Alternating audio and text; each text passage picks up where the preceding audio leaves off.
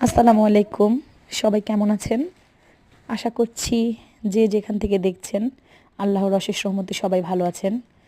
আজ পবিত্র শবে বরাত, মুসলমানদের খুবই তাৎপর্যপূর্ণ একটি দিন।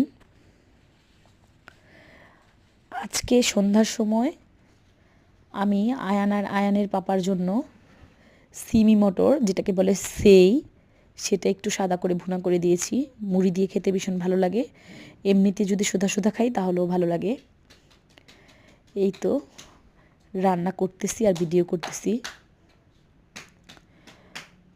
দেখুন দর্শক, এই সিমি মটরটা কিন্তু বিরিয়ানি বা পোলাও এগুলোতে দিলেও ভালো লাগে খেতে।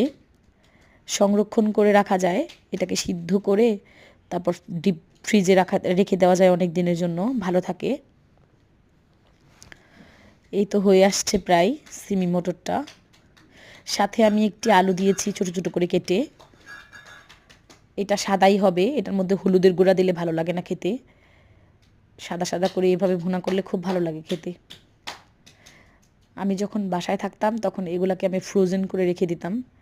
এখন আর এখানে ওইভাবে সম্ভব হচ্ছে না। এখানে 1 কেজি সিমি মটর নিয়ে আসছিল, বেছে এগুলা হয়েছে। আসলে বাছার পর চুকলায় অনেকগুলো কমে যায়, আর এগুলো অবশিষ্ট ছিল।